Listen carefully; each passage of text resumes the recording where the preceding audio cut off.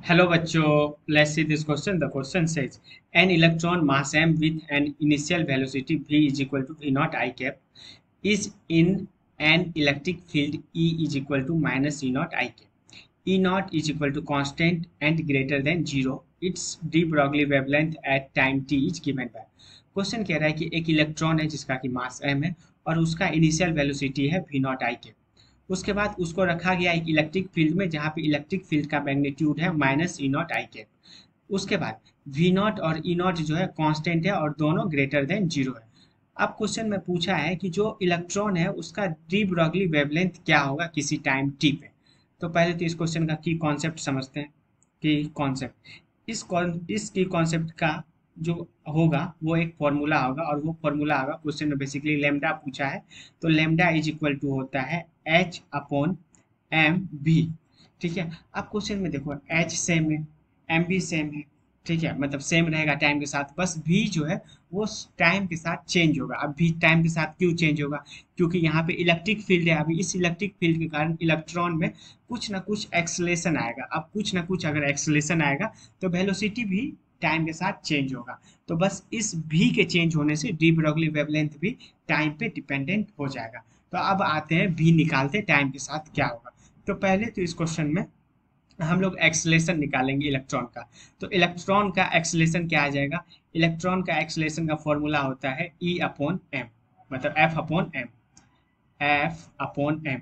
और एफ क्या होगा? एफ होगा क्यू ई अपॉन एम। तो अब देखो जो इलेक्ट्रॉन का चार्ज होता है वो हो जाता है ई, उसके बाद electric field e upon m. तो यहाँ से जो एक्सलेशन आया इलेक्ट्रॉन का वो कितना आ गया? E upon M.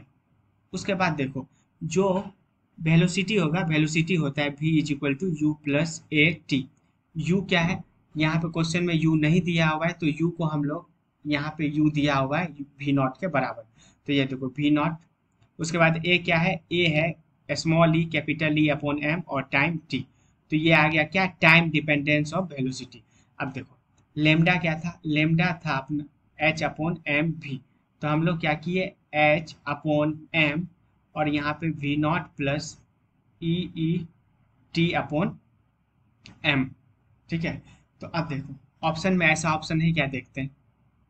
ऑप्शन में ऐसा ऑप्शन है नहीं लेमडा नॉट के टर्म्स में। तो लेमडा नॉट क्या है? लेमडा नॉट है h upon m v naught. मतलब जब t is equal to zero पे जो इसका डी ब्रॉगली वेवलेंथ था वो हो जाता है क्या? Lambda naught. तो ये देखो अपन क्या करेंगे? एम वी नॉट को बाहर निकाल लेंगे।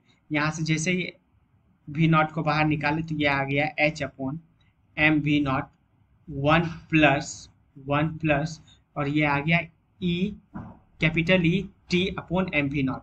तो ये आ गया small e capital E t upon m v naught. और देखो ये वाला जो टर्म है, यही वाला टर्म किसके बराबर है? ये वाला टर्म है लेमडा नॉट के बराबर। तो यहाँ से लेमडा क्या आ गया? यहाँ से लेमडा आ गया lambda naught upon one plus small e capital E t upon m v naught. तो ये आ गया time dependence of de Broglie wavelength of electron. तो ऑप्शंस में आते हैं। ऑप्शन में ऑप्शन नंबर ए सही लग रहा है।